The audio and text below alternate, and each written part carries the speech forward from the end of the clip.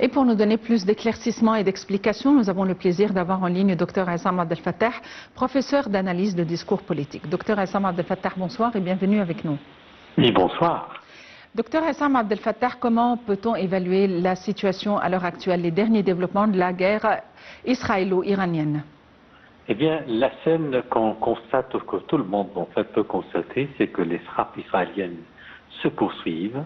Elles visent les sites nucléaires, mais ce ne sont pas vraiment les sites les plus importants, parce qu'il y a quand même quelques sites qui sont enfouis, c'est-à-dire qu'à 60 kilomètres dans le ventre de la Terre, ou peut-être plus. Et c'est pour cela que l'Israël a besoin peut-être d'un arsenal militaire américain pour pouvoir atteindre ces sites. Et le but principal, c'est de démanteler les programmes nucléaires iraniens.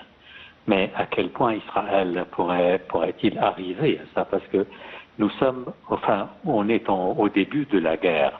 Est-ce qu'Israël pourra toujours pourra supporter simplement de continuer la guerre plus d'une semaine, 2 semaines?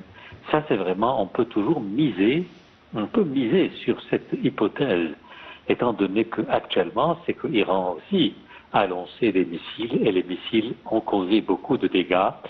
Il ne faut pas aussi oublier que la population civile israélienne, maintenant, vivent depuis très longtemps, depuis l'occupation de Palestine, vivent toujours dans une sorte d'angoisse existentielle, parce qu'ils savent très bien que ce n'est pas sa terre, ce n'est pas sa patrie, et que, il a le statut d'occupant, et c'est pour cela, donc, il est toujours menacé.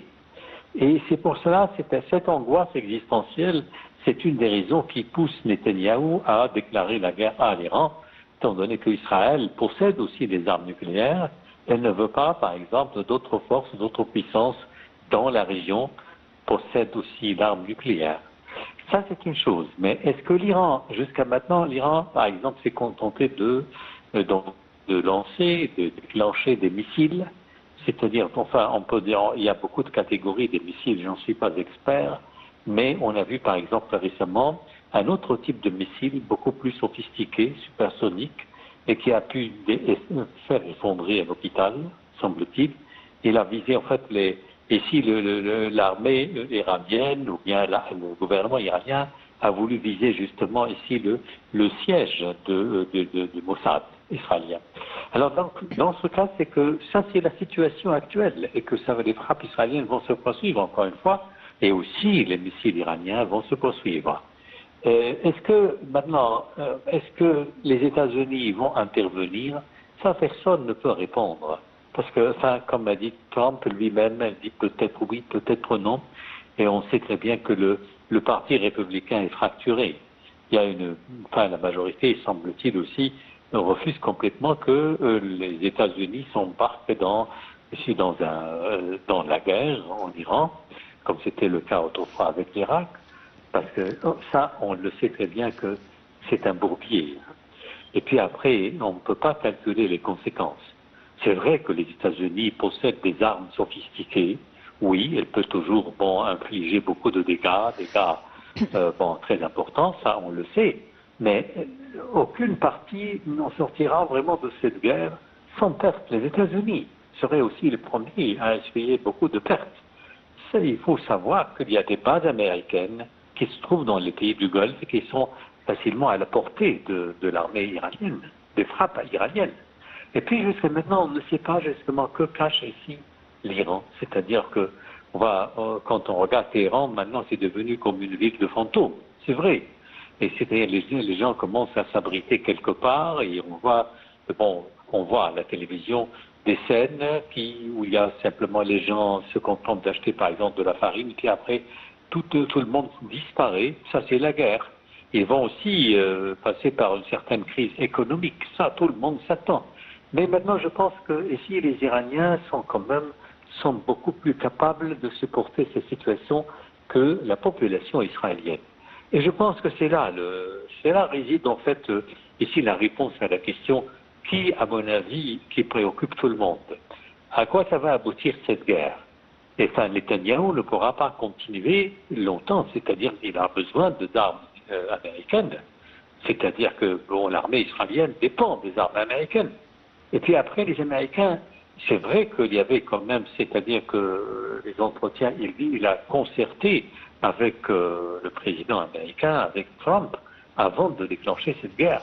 Mais il semble que Trump lui-même, bien qu'il ait été informé du plan de Netanyahou, il n'était pas tout à fait d'accord. Pourquoi? Parce que, on le sait, cette région est très sensible. L'Iran, quand même, c'est un grand pays. C'est-à-dire que les habitants de Téhéran, le nombre, c'est égal au nombre de tous les Israéliens qui vivent en Israël. Vous voyez, donc ça c'est la situation actuelle. Mais à quoi ça va aboutir? Il est très difficile, mais c'était toujours Netanyahou qui a ouvert, comme on dit, la boîte de Pandore. C'est-à-dire que c'est lui, il a commencé ses attaques, et parce qu'il veut justement sauver sa réputation, c'est la survie de Netanyahou de faire la guerre, parce qu'en fait il a fait un grand échec à Gaza, jusqu'à maintenant, enfin à Gaza et aussi en Cisjordanie. Il veut simplement aussi aller plus loin, ses cavaliers seuls, peut-être en Iran, et voilà, ça c'est le destin de Netanyahou. C'est-à-dire que ça ne va pas durer. Parce que la Russie et la Chine aussi ont un grand intérêt à ce que la guerre s'arrête. Parce que le pétrole iranien, il ne faut pas oublier, nourrit la Chine, l'économie chinoise et l'économie russe. Donc, c'est pas seulement la Russie, mais c'est les autres pays, et le Pakistan aussi. Est-ce que le Pakistan restera, par exemple, les mains croisées? Le Pakistan est au courant aussi des intentions de Netanyahou.